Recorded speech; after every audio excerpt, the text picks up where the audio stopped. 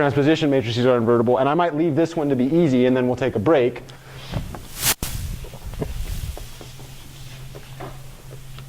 So we'll do this one via the same argument that you said. Joe.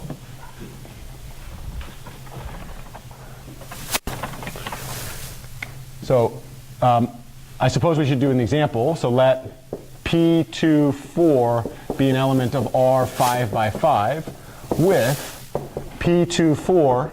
What would it be if it was 5 by 5? What's the whole idea of 2, 4? What's the claim there? Yeah, swap rows 2 and 4. Another way to say that is swap columns 2 and 4.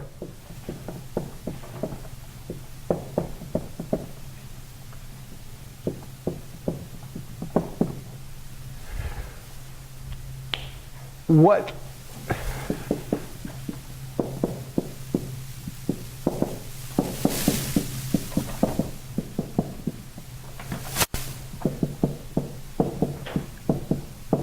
Let's do it on the left for now. What would I have to do to these rows to get them back in the same order? Swap rows 2 and 4.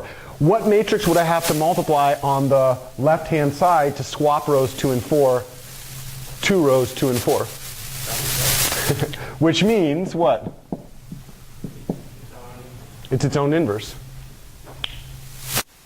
Not only is it its own inverse, it's also its own transpose. This is a very note. This property that P24 transpose times P24 equals P24 times P24 transpose equals the identity is famous and called an orthogonal matrix. If it was in the context of the complex numbers, we would call those unitary matrices. These are actually the workhorse of modern day numerical linear algebra, orthogonal matrices. Yep, go ahead. Based on that note, is the claim that the transpose of the permutation matrix is Yeah. So let's, well, and the funny thing is that for the transposition matrices, it's not, we got to be a little bit careful of using the word permutation. We haven't actually talked about what happens with more interesting permutation matrices, right? So the conjecture that you just made is that if I had PIK element of R n by n, then what is PIK inverse? PIK, which is another way to say PIK transpose. And this is where things get a little bit interesting. Really, I shouldn't even, the only reason that the inverse is the transpose is because we've only swapped 2 rows. But if I did a bunch of swaps, the transpose would not necessarily be the matrix itself, right? So like if I swapped, like an example of this, you could have a permutation matrix that looks like this.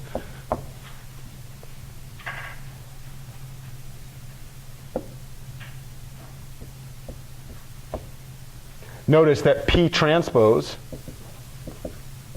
is definitely not the original matrix, right?